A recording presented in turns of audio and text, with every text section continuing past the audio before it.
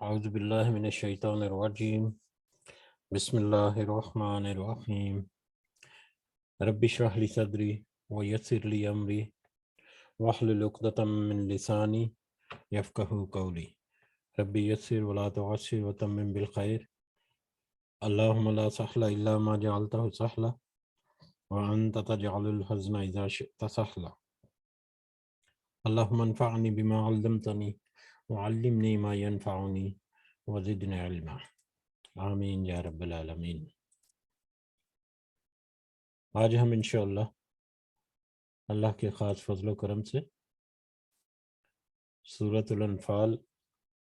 کی آیت نمبر 3 سے آن ورڈ شروع کریں گے اپنا نیا سبق۔ اللہ تعالیٰ کے اس کرم اور اس کے فضل کا شکر ادا کرتے ہوئے جو اس نے ہمارے ساتھ خاص کیا اور ہمیں ہمت اور طاقت اور توفیق دی، ہمارے دلوں میں ڈالا کہ ہم اپنے دن کا آغاز اس کے کلام کو سمجھنے سے شروع کریں۔ اللہ سے دعا ہے کہ ہمیں اس مقصد میں کامیاب فرمائے اور اس کا صحیح معنوں میں ہمیں دنیا کا اور آخرت کا فائدہ جو ہے وہ ہمیں نصیب فرمائے، آمین یا رب العالمین۔ تو کل ہم نے الحمدللہ سورۃ الانفال شروع کی تھی،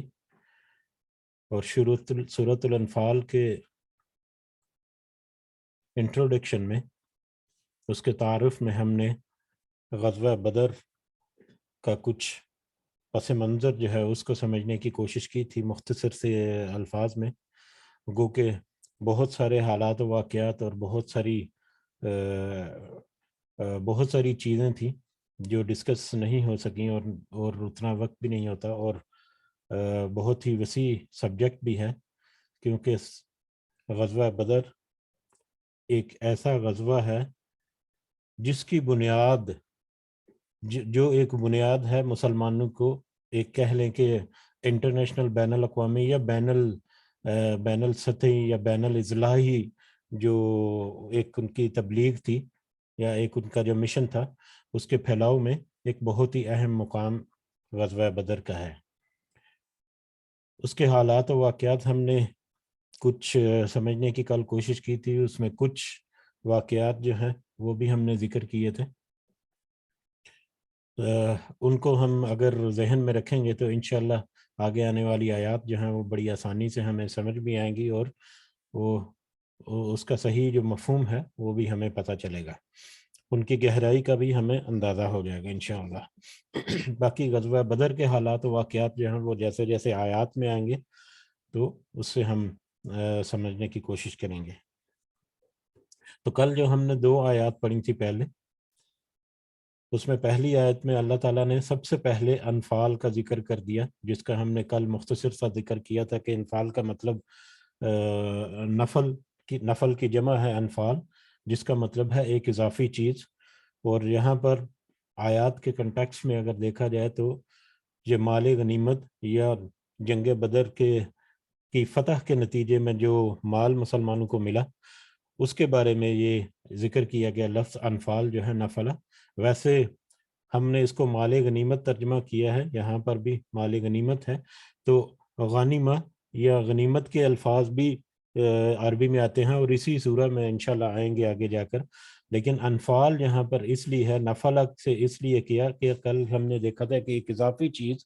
جو فرض کے علاوہ اضافی طور پر کوئی انسان جو ہے وہ کرتا ہے یا اس کو ملتی ہے، حق سے زیادہ دی گئی چیز یا حاصل کی گئی چیز جو ہے وہ نافلہ ہے،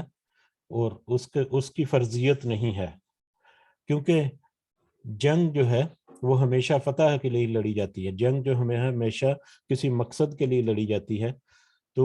جنگ کا مقصد فتح حاصل کرنا، اگر فتح نصیب ہو جائے تو پھر انفال جو ہے یا مال غنیمت جو ہے وہ ایک اضافی چیز ہے، وہ جو مال اس کے نتیجے میں جو حاصل ہوتا ہے وہ اضافی چیز ہے، کیونکہ مال کے لیے تو جنگ نہیں لڑی گئی۔ اگر مال کے لیے کوئی جنگ لڑی جائے گی تو وہ جنگ نہیں ہوگی، وہ تو لوٹ مار ہوگی، اور لوٹ مال کا مال جو ہے وہ مال غنیمت نہیں ہوتا۔ تو جنگ کا مقصد کیونکہ اللہ کی خوشنودی اور اس کے دین کی سربلندی کے لیے اور ایک جہاد کی نیت سے کیا گیا تھا، تو لہٰذا اللہ تعالیٰ نے وہ فتح نصیب کی، تو فتح جو ہے وہی اصل مقصد کا جنگ کا، اور فتح سے اضافی چیز جو مال کی شکل میں یا قیدیوں کی شکل میں اس وقت ملی تھی، خاص کر مال کے شکل میں، تو وہ مال غنیمت، اس وجہ سے یہاں پر انفال یا نفلا مال غنیمت کا یہاں پر ذکر کیا، ایک اضافی چیز ملی تھی۔ اور کل ہم نے یہ بھی تذکرہ کیا تھا کہ کیونکہ اس سے پہلے کوئی قانون یا کوئی اصول مرتب نہیں تھا، کوئی واضح قانون موجود نہیں تھا مال غنیمت کے بارے میں، اس کی تقسیم کے بارے میں، یا یہاں تک کہ جنگ کے جو قوانین، جنگ میں جو مختلف اسٹریٹجیز ہوتی ہیں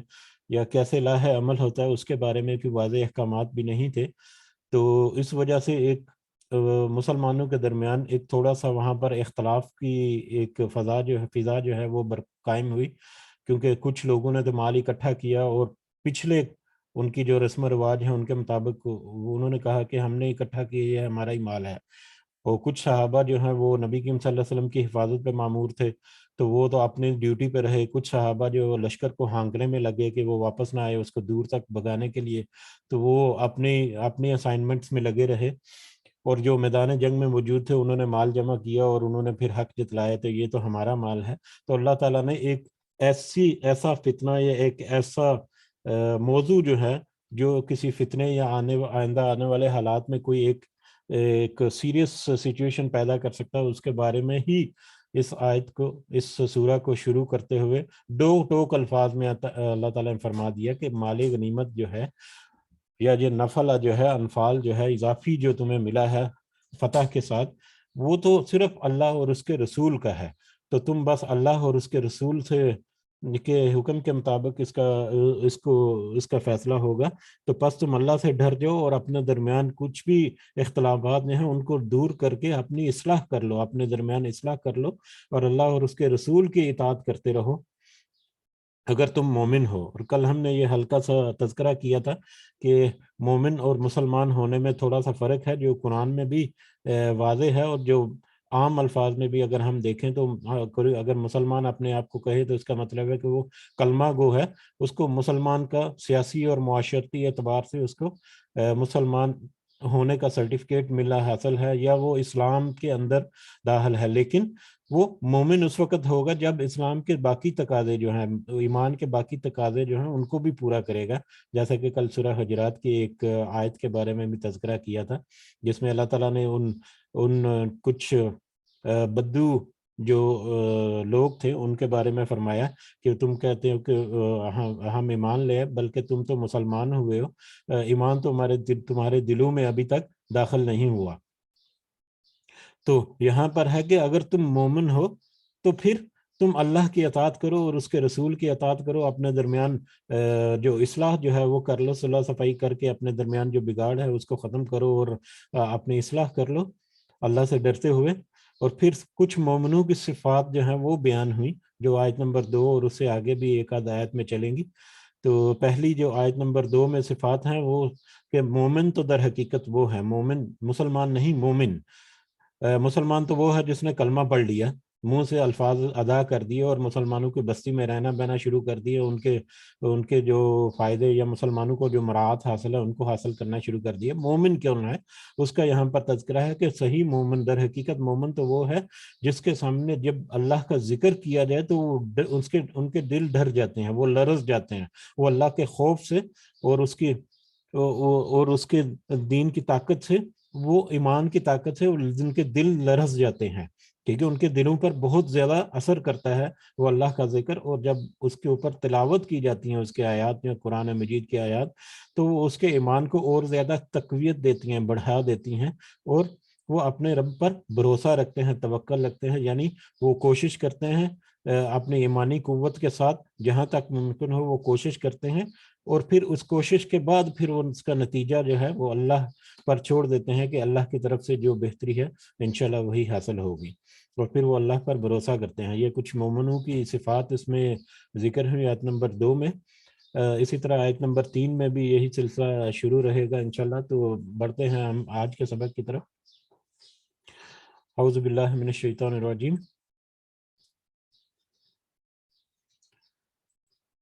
مومنوں کے بارے میں ذکر ہو رہا ہے، الذین یقیمون الصلاۃ،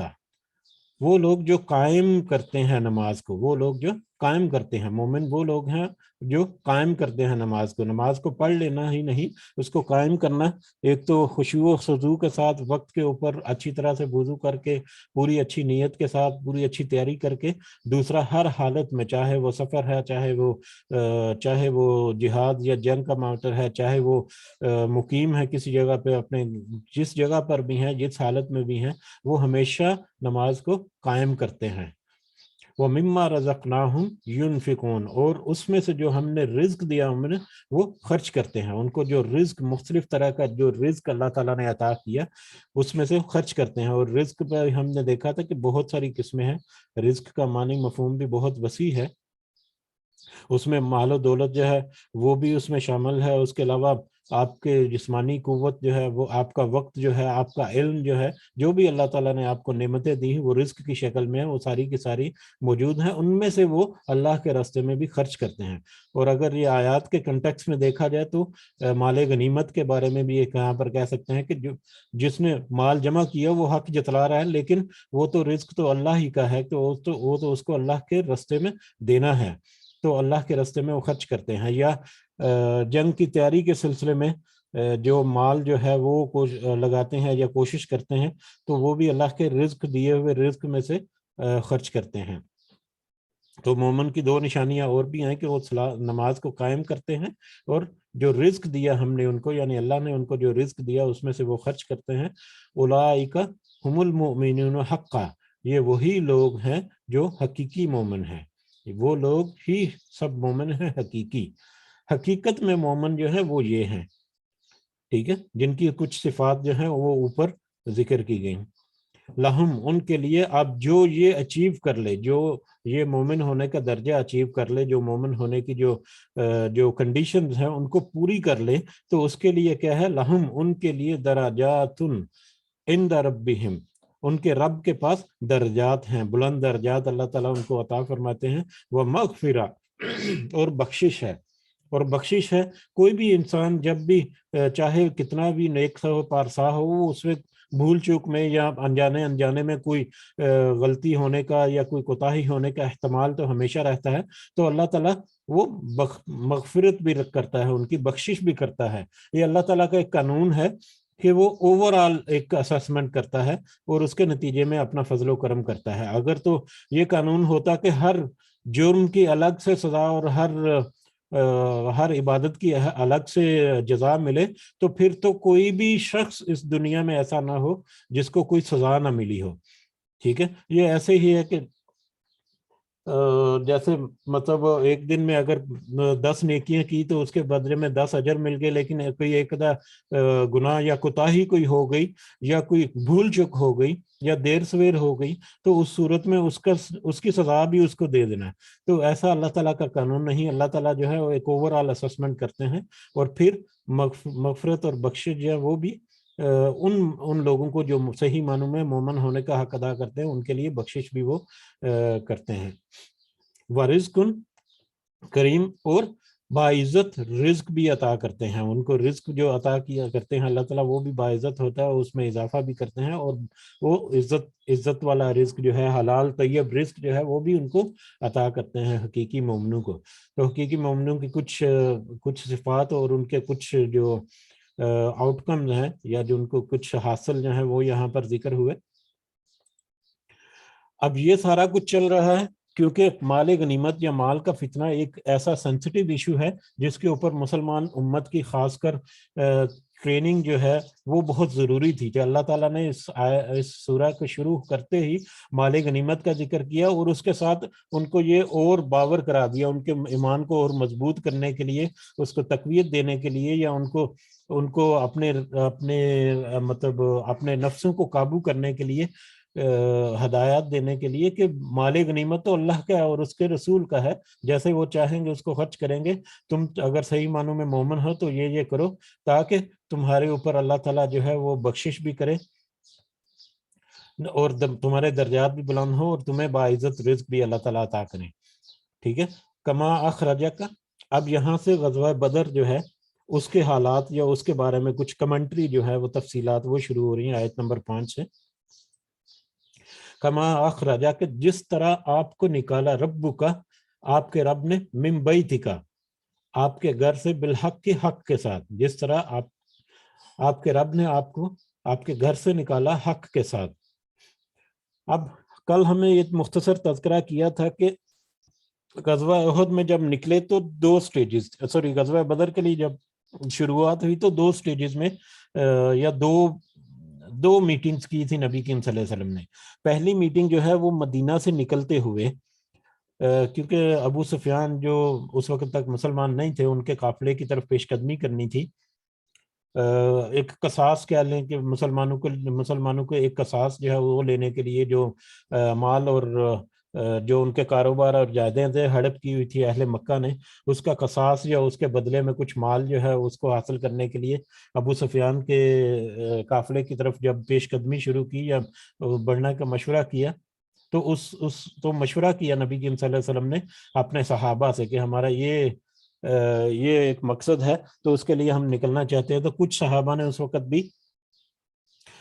کہہ لیں کہ اس کی تردید کی تھی، یا اس کی مخالفت نہیں، اس کے رائے ان کی دوسری تھی کہ مطلب ابھی تک تو قریش کی طرف سے کوئی اس طرح سے اقدامات نہیں کیے گئے، کوئی ٹھوس وجوہات نہیں ہے کہ ہم اس مشن پر نکلیں۔ تو اس وقت بھی صحابہ نے کچھ اس طرح سے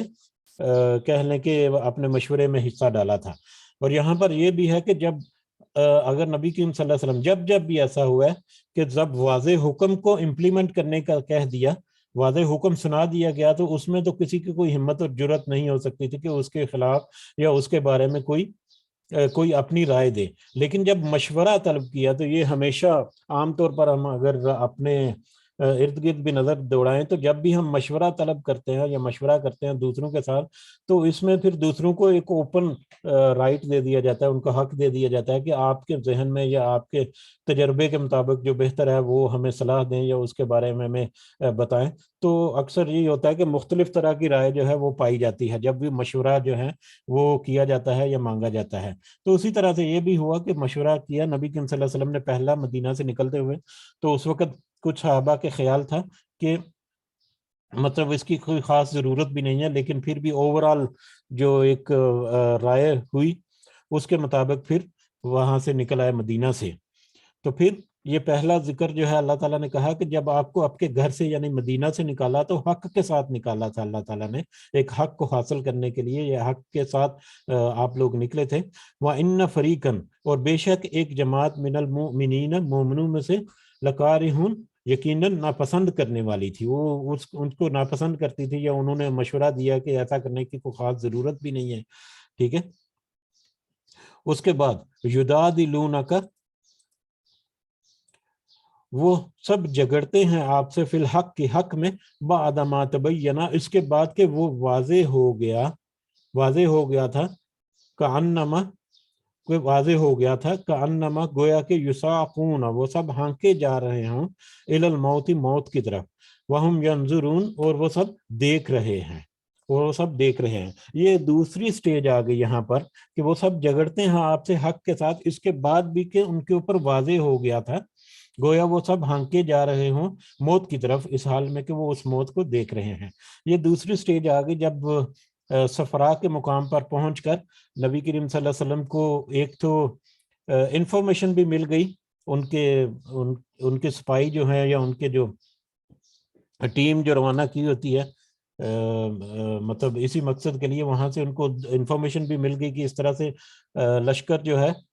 کفار کا، مشرکین مکہ کا یا قریش کا لشکر جو ہے وہ بھی پیش قدمی کر رہا ہے بدر کی طرف، اور دوسری طرف اللہ تعالیٰ نے وحی بھی کر دی، اور وحی کے ذریعے بھی ان کو پتہ چل گیا کہ ایک طرف تو لشکر ہے اور دوسری طرف قافلہ ہے، اور اللہ تعالیٰ نے اس میں یہ خوشخبری بھی دے دی جس کا ذکر اگلی آیات میں آئے گا کہ ان دونوں میں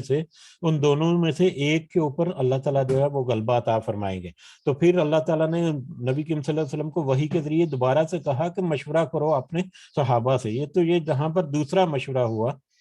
جو صفرا کے مقام پر، جو بدر سے تھوڑا سا فاصلے پہ ہے، کہ اس طرح سے مطلب اللہ نے وحی فرمائی ہے اور بتا بھی دیا کہ وحی میں اللہ تعالیٰ نے کہا ہے کہ دونوں میں سے ایک جو ہے لشکر یا ایک جو گروہ ہے وہ اللہ تعالیٰ ہمارے لیے مسخر کر دے گا۔ تو کیا کہتے ہو کہ ہم قافلے کی طرف بڑھیں، ابو سفیان کے قافلے کی طرف بڑھیں، یا جو مکہ سے جو لشکر آ رہا ہے جو پوری تیاری کے ساتھ اور ہزار کے قریب اپنی فوج کے ساتھ اسلحے سے لیس جو ہے ہو کر آ رہے ہیں، یا اس کا مقابلہ کریں؟ تو یہ یہاں پر دوسرے مشورے کے بارے میں کہ وہ سب آپ سے جھگڑتے تھے. اب دوسرا مشورہ کا بھی آگے ذکر رہے گا تھوڑا، لیکن فائنل یہی ڈیسیجن ہوا کہ لشکر کا مقابلہ کریں گے وہ. تو اس کی بھی کیونکہ کچھ جو صحابہ ہیں انہوں نے مخالفت کی تھی، اور وہ مخالفت جو ہے وہ صرف اور صرف اس وجہ سے تھی کہ جنگ کی تیاری سے تو نہیں نکلے تھے مدینہ سے تو وہ نہتے نکلے تھے. صرف 2 گھوڑے تھے ان کے پاس اور تقریباً 8 تلواریں تھیں. اس کے علاوہ کوئی خاص اسلحہ نہیں تھا، سارے پیدل ہی تھے ایک حساب سے، اور صرف 313 لوگ تھے. اس کے مقابلے میں 3 گنا سے زیادہ بڑا دشمن جو ہے وہ اپنے پورے اسلحے کے ساتھ اور پوری جنگی تیاری کے ساتھ وہ آ رہا ہے، پیش قدمی کر رہا ہے. تو اتنے بڑے لشکر کے ساتھ ہم نہتے خالی ہاتھ جو ہے وہ کیسے مقابلہ کریں گے؟ تو اس خوف یا اس وجہ کی بنا پر کچھ صحابہ نے جو مشورہ دیا کہ ہم قافلہ جو ہے اس کی طرف بڑھتے ہیں، کیونکہ اس میں تو زیادہ لوگ بھی نہیں ہیں، زیادہ ان کے پاس اسلحہ بھی نہیں ہے، اور اس سے ہمیں مال بھی بہت سارا مل جائے گا. ٹھیک ہے. لیکن نبی کریم صلی اللہ علیہ وسلم نے جب ایسا مشورہ آیا تو نبی کریم صلی اللہ علیہ وسلم نے کہا کہ دوبارہ ان سے پوچھا کہ کیا مشورہ دیتے ہو. تو اکثر صحابہ کو سمجھ لگ گئی کہ ہاں نبی کریم صلی اللہ علیہ وسلم جو ہے ان کی رائے جو ہے وہ مختلف ہے ہم سے، اور وہ تو لشکر کی طرف ان کا رجحان ہے کہہ لیں. تو اکثر صحابہ نے تو کہہ دیا کہ جیسے اللہ اور اس کے رسول جو ہیں وہ حکم دیں. لیکن پھر بھی کچھ صحابہ جو ہیں اس میں تھے جو جن کی رائے تھی کہ قافلے کی طرف ہی پلٹا جائے. بہرحال اب جب یہ فیصلہ ہو گیا کہ لشکر کا مقابلہ کرنا ہے اور جنگ کا جو ایک اسلحے سے لے جو فوج آ رہی ہے اس کا سامنا کرنا ہے، تو پھر تو یہ واضح ہو گیا کہ ایک ایسی جنگ کے ساتھ جنگ میں مسلط ہونے جا رہے ہیں جس میں ہم بے شک بالکل نہتے ہیں، بالکل خالی ہاتھ ہیں، اور ہمارے سامنے دشمن جو ہے تعداد میں بھی 3 گنا سے زیادہ بڑا ہے اور اسلحے سے بھی بھرپور ہے. تو ان کو اپنی موت نظر آ رہی تھی. جو یہاں پر یہ تذکرہ ہوا کہ وہ آپ سے حق میں جھگڑتے ہیں، اس کے بعد بھی کہ واضح ہو گیا تھا کہ وہ لشکر کے ساتھ مقابلہ کرنے والے ہیں اور اللہ تعالیٰ ان کو فتح بھی نصیب کرنے والے ہیں. اس کے باوجود ان کو ایسا لگتا تھا کہ وہ سب موت کی طرف پھانکے جا رہے ہیں، اور ایسی موت جس کو وہ اپنے سامنے دیکھ رہے ہیں. وَإِذَا يَعِدُكُمُ اللَّهُ، اور جب وعدہ کر رہا تھا تم سے اللہ، احدى الطائفتین، کہ ایک کا 2 گروہوں میں سے، ان 2 گروہوں میں سے یعنی لشکر اور جو قافلہ ہے ان دونوں میں سے ایک گروہ کا اللہ تعالیٰ وعدہ کر رہا تھا. اور جب وعدہ کر رہا تھا تم سے اللہ دونوں میں سے ایک گروہ کا، انہا کہ یقیناً وہ لکم تمہارے لیے ہے، وتودون اور تم سب چاہتے تھے، انہا کہ بے شک غیر ذات شوکت، کہ غیر ذات شوکت کہ وہ جو کانٹے والا نہیں ہے، غیرہ نہیں، ذاتی شوکت کانٹے والا نہیں، یعنی جو بغیر اسلحے کے ہے، تم تو اس کی خواہش کرتے تھے. جب اللہ تم سے دونوں میں سے ایک گروہ کا وعدہ کر رہا تھا، جب اللہ تم سے وعدہ کر رہا ہے کہ دونوں میں سے ایک گروہ کے اوپر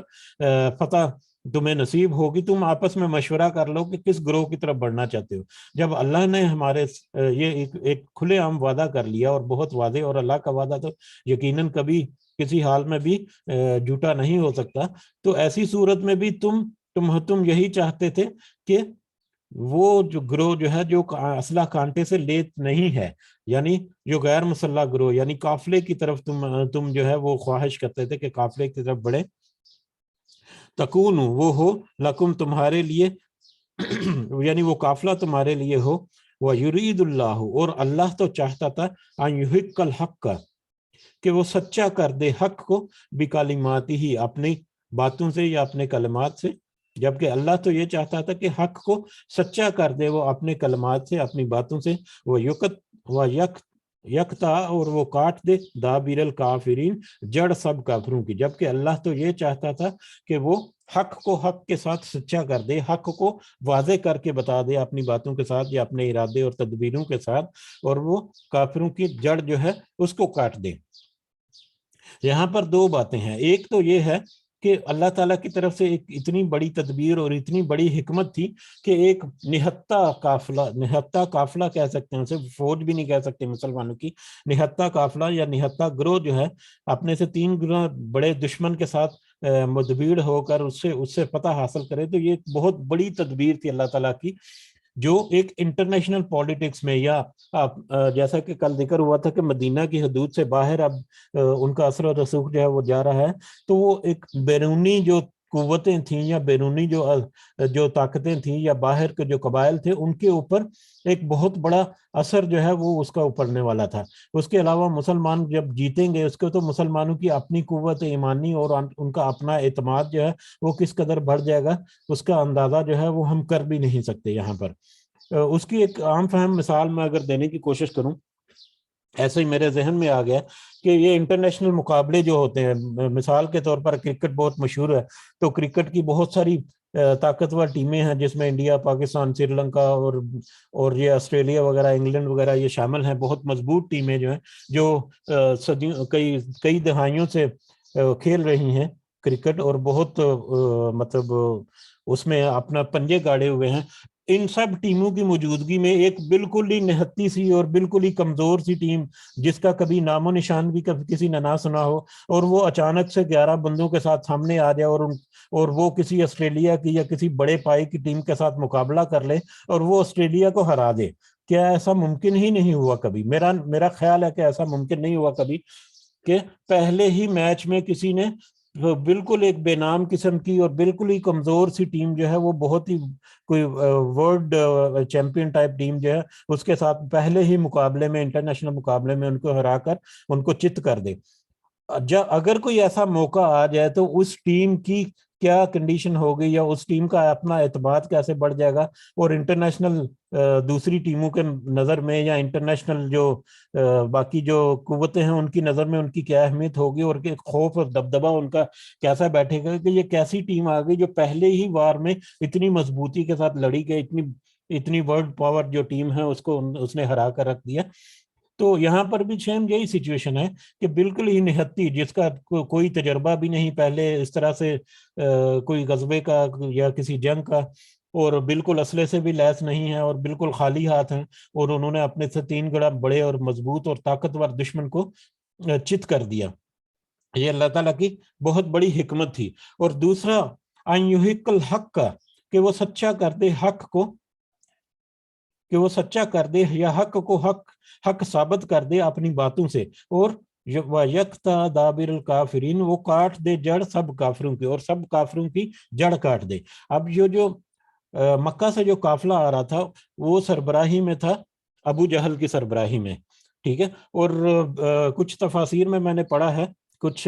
روایات کے حوالے سے ذکر کیا گیا وہاں پر، کہ جب وہ وہاں سے نکلے، مکہ سے جب نکلے، تو ابو جہل نے یا ان سرداروں نے جو اس قافلے کو لیڈ کر رہے تھے، انہوں نے یہ اللہ کے حضور یہ دعا کی، انہوں نے بھی دعا کی، یہ ہم ذکر کر چکے ہیں مدنی اور مکی صورتوں میں، مکی صورتوں میں خاص کر کے مشرکین مکہ جو ہے وہ اللہ کو تو ایک مانتے تھے لیکن شرک کرتے تھے، یہ ان کا گناہ جو ہے یہ ناقابل معافی تھا۔ باقی اللہ کو وہ مانتے تھے، جب بھی بہت ہی مشکل صورتحال میں ہوتی، جیسے کہ سمندر میں کشتی کا ذکر تھا کہ جب وہ بھنور میں پھنس جاتے ہیں تو اس وقت وہ صحیح معنوں میں اللہ کی مدد طلب کرتے ہیں، اور جب وہ باہر نکلتے ہیں تو وہ پھر واپس اپنے مطلب پرانے روش پہ آ جاتے ہیں، تو اللہ کا تو انکار نہیں کرتے تھے۔ تو اللہ سے انہوں نے دعا کی کہ یا اللہ اگر ہم حق پر ہیں تو ہمیں ثابت قدم رکھ، یا انہوں نے یہ اس طرح سے دعا کی کہ حق کو واضح کر دے، ان میں سے جو غلطی پر ہے اس کو اس کی سزا دے، اور جو حق پر ہے اس کا بدلہ دے۔ اس طرح سے انہوں نے دعا بھی کی تھی یہ اللہ سے، مکہ سے نکلتے ہوئے ابو جہل نے، یا ابو جہل کے قافلے نے، یا ان کے سرداروں نے۔ اب یہاں پر حق تو یہ ہے کہ اللہ تعالیٰ کے ساتھ شرک نہ کیا جائے، اور اللہ تعالیٰ کے جو دین ہے اس کی سربلندی کے لیے کام کیا جائے، اور اس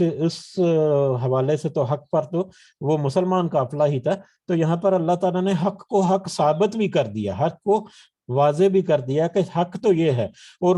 ان کافروں کی جڑ کاٹ دی، یعنی ان کافروں کو سمجھ آ گئی یا ان کو بتا دیا، انہوں نے دعا کی تھی نکلتے ہوئے کہ حق جو حق پر ہیں ان کی مدد کر یا ان کو فتح نصیب کر دے، تو حق پر جو تھے ان کو فتح نصیب ہو گئی. تو یہ ان کے لیے بھی ایک کہہ لیں کہ نتیجہ جو ان کے سامنے تھا کہ حق تو یہ ہے جو مسلمان لشکر کے پاس ہے، جس کے لیے مسلمان لشکر جو ہے وہ نکلا تھا یا مسلمان قافلہ نکلا تھا، اور اس طرح سے وہ جو کافر ہیں ان کی تو گویا جڑ ہی کاٹ دی اللہ تعالیٰ نے. لیحق الحق کا، تاکہ وہ سچا کر دے حق کو، تاکہ وہ حق کو واضح کر دے یا حق کو مزید واضح کر دے، حق کو سچا کر دے. وَيُبْطِلَ الْبَاطِلَ، اور وہ جھوٹا کر دے باطل کو، تاکہ حق کو سچا کر دے اور باطل کو جھوٹا کر دے. وَلَوْ كَرِهَ الْمُجْرِمُونَ، اور اگرچہ ناپسند کریں سب جرم کرنے والے، اور جرم کرنے والے جو مجرم تھے، جو اب مجرم تو وہی ہوئے جو مطلب وہاں سے نکلے اور انہوں نے خود ہی دعا کی کہ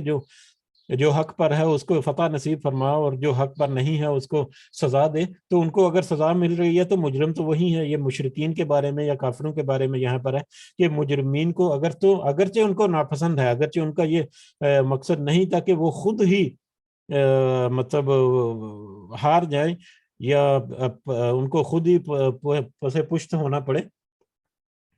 تو اگرچہ ان کو ناپسند ہی ہو، لیکن اللہ تو یہ چاہتا تھا کہ وہ حق کو حق ثابت کر دے اپنی باتوں سے، اور کافروں کی جڑ کاٹ دے اور سچا کر دے حق کو اور جھوٹا کر دے باطل کو، حق اور باطل کو واضح کر دے اور بتا دے کہ حق کیا ہے اور باطل کیا ہے. جب تستغیثون، تم سب فریاد کر رہے تھے، ربکم، اپنے رب سے، جب تم سب فریاد کر رہے تھے، دعا کر رہے تھے، گڑ گڑا کر دعا کر رہے تھے اپنے رب سے، فاستجاب لکم، تو اس نے دعا قبول کی تمہاری. اب یہ دعا کر رہے تھے، کیا مطلب جب یہ فیصلہ ہو گیا کہ مطلب قافلے اور لشکر میں سے ہم لشکر کی طرف پیش قدمی کریں گے یا لشکر کا مقابلہ کریں گے، تو اس وقت ایک یہ بہت ہی بڑی اور بہت ہی سیریس سچویشن تھی مسلمانوں کے لیے. اگرچہ فیصلہ ہو چکا تھا اور اللہ تعالیٰ کی نصرت جو ہے اس کی بھی وہ بھی نبی کریم صلی اللہ علیہ وسلم کو دے دی گئی، اس کے باوجود ایک بہت بڑا ایونٹ تھا جس کے لیے ہر کوئی فکر مند تو تھا لازم. تو انہوں نے پھر دعا کی، یعنی کہ مطلب گڑ گڑا کر اللہ تعالیٰ سے انہوں نے دعا کی اپنی فتح کے لیے یا اپنی کامیابی کے لیے، اپنی ثابت قدمی کے لیے. یہاں تک کہ نبی کریم صلی اللہ علیہ وسلم جو ہے وہ بھی اپنے حجرے میں بہت ہی خشوع کے ساتھ انہوں نے بھی دعا کی، اور مسلسل وہ دعا میں رہے کہ اللہ تعالیٰ ہمیں اس جنگ میں ثابت قدم رکھنا اور اس میں فتح نصیب کرنا. اور اس طرح سے تو یہ اس کا ذکر ہے کہ جب تم سب فریاد کر رہے تھے اپنے رب سے تو اس نے دعا قبول کی، اس نے تمہاری دعا قبول کی.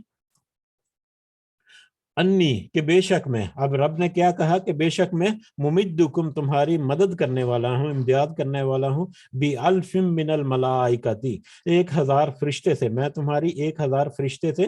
مدد کرنے والا ہوں. مردفین، ایک دوسرے کے پیچھے آنے والے ہیں. وہ فرشتے جو ہیں جوک در جوک ایک دوسرے کے پیچھے آنے والے ہیں تمہاری مدد کے لیے. جب تم سب دعا کر رہے تھے اللہ کے حضور مدد کے لیے، تو اللہ تعالیٰ نے تمہاری مدد جو ہے وہ تمہاری دعا قبول کی اور کہا کہ بے شک میں تمہاری مدد کرنے والا ہوں. 1000 فرشتے تھے جو ایک دوسرے کے پیچھے آنے والے ہیں، یعنی جوک در جوک یا مسلسل لگاتار 1000 فرشتے جو ہیں وہ میدان جنگ میں اترے مسلمانوں کی مدد کرنے کے لیے. تو اس جنگ میں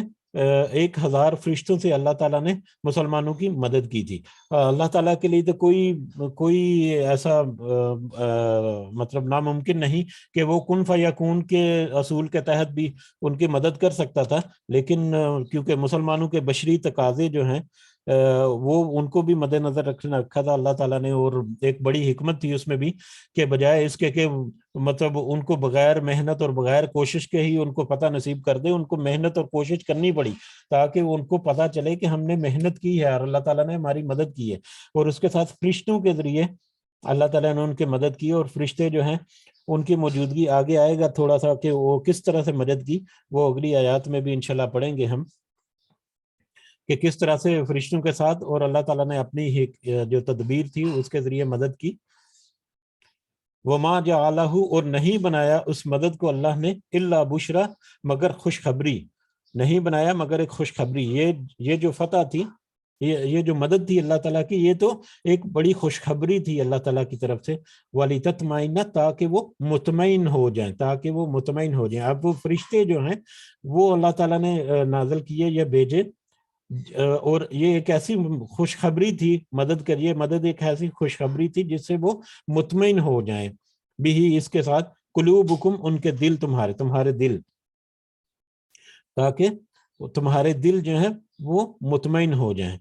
ومن نصر، اور نہیں ہے مدد، الا مگر عند اللہ، اللہ کے پاس سے. اور مدد تو صرف اللہ ہی کے پاس ہے. اللہ تو جس طرح سے چاہے مدد کر سکتا ہے. اللہ نے کن فیکون کے اصول کے تحت نہیں، بلکہ ایک دوسرے طریقے سے مدد کی کہ تمہارے لیے 1000 فرشتے بھیجے تاکہ تمہارے دل جو ہیں وہ مطمئن ہو جائیں. تم اطمینان پکڑو کہ ہاں ہمارے ساتھ فرشتے جو ہیں وہ بھی موجود ہیں جو ہماری مدد کر رہے ہیں میدان جنگ میں. ان اللہ، بے شک اللہ، عزیز حکیم، نہایت غالب اور خوب حکمت والا ہے. کہ اللہ کی حکمت جو ہے وہ بہت ہی غالب ہوتی ہے اور بہت ہی وسیع ہوتی ہے. اس کے ساتھ ہی یہاں پر ہم رکتے ہیں. انشاءاللہ اگلی آیات میں بھی یہی موضوع جو ہے وہ ذکر ہوگا. کل اس کو ہم دیکھیں گے انشاءاللہ. اللہ تعالیٰ کی مدد اور اس کے ہی ریلیٹڈ جو کچھ اور بھی آیات ہیں تو اس کو ہم کل دیکھیں گے. وما علینا الا البلاغ المبین. اگر کسی کو کچھ پوائنٹ ایڈ کرنا ہے تو آپ کر سکتے ہیں انشاءاللہ.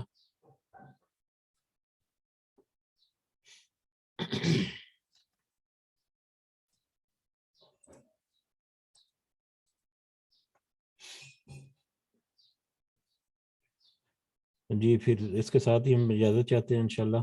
سب کو دعاؤں میں ضرور یاد رکھیں. اللہ تعالیٰ سب کے لیے آسانی اور رحمت والے معاملے فرمائے، اور ہمارے جتنے معاملات ہیں اللہ تعالیٰ سب میں ہمیں آسانیاں نصیب فرمائے. ہمارے جتنے مسائل ہیں اللہ تعالیٰ ان کو حل فرمائے. اور اللہ تعالیٰ ہمارے والدین پر ضرور اور ضرور بہت ہی زیادہ رحمت اور فضل کرے. جو اس دنیا سے گزر چکے اللہ تعالیٰ ان کے لیے خاص رحمت و فضل و کرم سے ان کے درجات بلند فرمائے اور جنت الفردوس میں اعلیٰ مقام عطا فرمائے. اور جو اس دنیا میں حیات ہیں اللہ تعالیٰ سے دعا ہے کہ ان کو بھی صحت سے بھرپور اور بہت ہی عاجزی والی زندگی جو ہے وہ اللہ تعالیٰ عطا فرمائے، اس دنیا میں بھی اور آخرت میں بھی ہم سب کو کامیابی اور کامرانی عطا فرمائے. آمین یا رب العالمین.